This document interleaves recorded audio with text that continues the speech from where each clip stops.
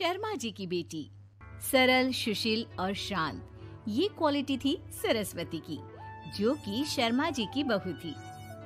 क्या है बहू, जब देखो तब किचन में खटर पटर करती रहती हो, लेकिन खाने को कुछ देती ही नहीं। कैसी बात कर रही हो पीयूष की अम्मा?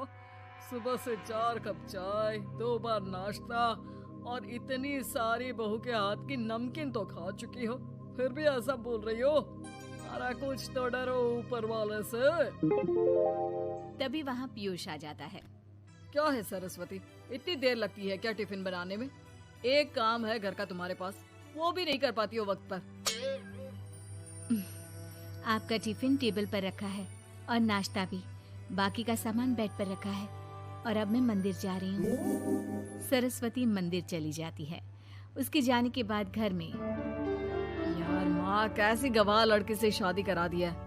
मंदिर, पूजा, किचन और सास ससुर के सिवा इसे कुछ दिखता ही नहीं है कि कैसे खुद को स्मार्ट बनाकर रहना होता है, कैसे लोगों से जुड़ना है, बातें करनी है, ऐश करना है। अरे पैसा बचाओ और कुछ आता ही नहीं इस लड़की को।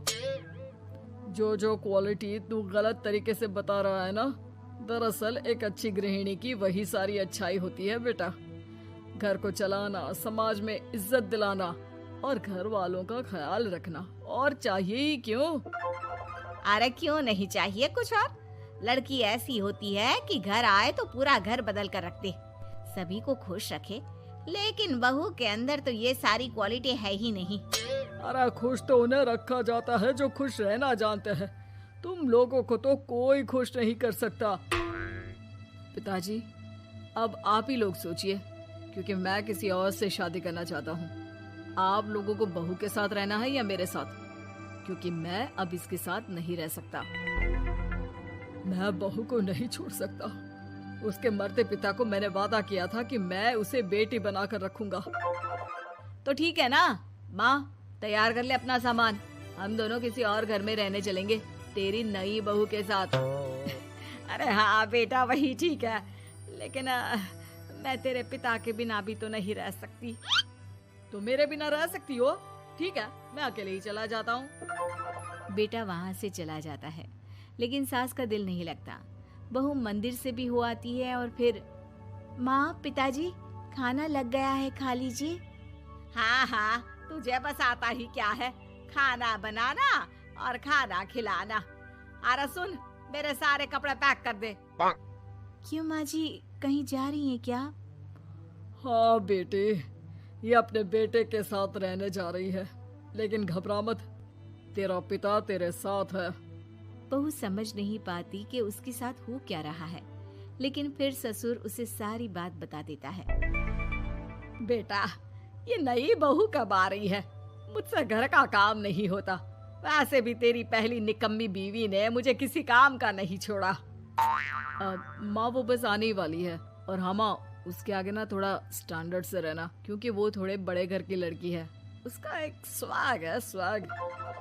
तभी वहाँ एक बहुत सुंदर सी लंबी सी लड़की आती है। हे पीयूष, भागकर कैब से मेरा सामान ले आओ, और हाँ प्लीज एसी ऑन करके जाना। रीमा, ये मेरी माँ है। तुम चाहती थी ना कि मेरी माँ हम लोगों के साथ रहे। हेलो आंटी जी, हम लोग ना जल्दी शादी कर लेंगे, फिर मेरी जैसी टॉप लड़की आपको अच्छी बोलेगी। एक्साइटेड होंगी ना आप? पर नो इश्यू।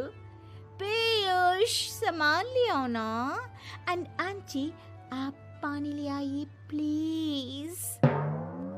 माँ को तो समझ में ही नहीं आता कि वो क्या करे।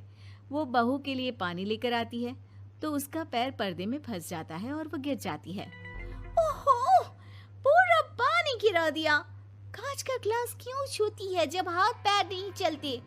कितनी मुश्किल से मैंने और पीयूष ने ये गृहस्थी बनाने की कोशिश की है। अरे पर तो क्या हो गया, एक गिलास ही तो टूटा है।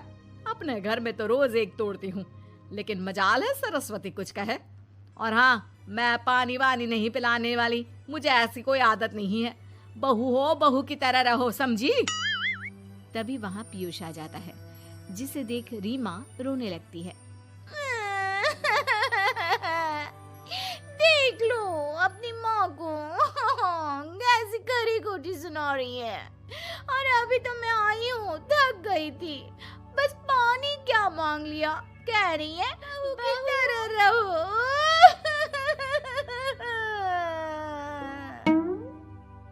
अरे यार माँ, समझा कर लाया था ना कि कैसे रहना है। माँ ऐसा करोगी तो मैं भी नहीं रख पाऊंगा तुमको हमारे साथ।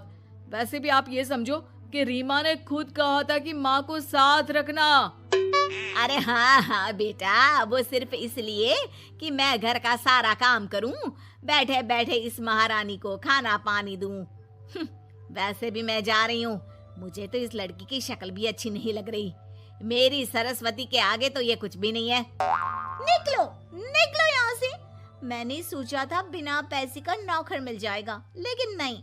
कुछ लोगों को आदत होती है फ्री की रोटी खाने की। निकलो यहाँ से। पीयूष, धक के मार कर निकालो इस औरत को यहाँ से। अरे ये कैसी बात बोल रही हो रीमा? ये माँ है मेरी, माना थोड़ी जिद्दी है। अरे वाह बेटा वाह, अभी भी तुझे मेरी ही गलती दिख रही है ना? कोई बात नहीं। माँ वापस घर आ जाती है।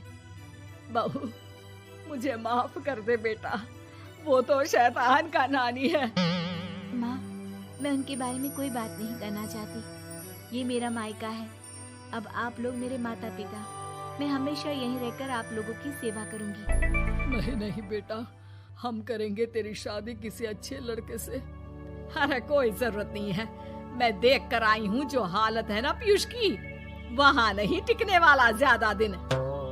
ना टिके वो उसकी मर्जी, लेकिन मेरी बेटी इतनी गई गुजरी नहीं है जो उसे कभी भी छोड़ो और कभी भी वापस आ जाओ तो वो तुम्हें अपना ले। अब ज्यादा ही हो रहा है आपका। माना मैंने गलत किया बहू के साथ, लेकिन वो उसका पति है। और फिर कहावत है ना, सुबह का भूला शाम को वापस आ जाए तो उसे भूला नहीं कहते। तभी वहाँ पीयूष आ जाता है। माँ, वो भूला आ गया, मुझे माफ कर दो। सरस्वती के जिस गुण को मैं सही नहीं मानता था, दरअसल जीवन को सही तरीके से जीने के लिए वही गुण होने चाहिए।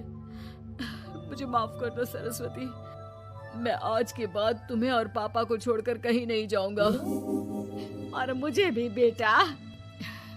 बेटा जहन्नुम में भी जाए तो उसके साथ रहने को तैयार हो जाए, वही तो माँ होती है। मुझे माफ कर दो माँ।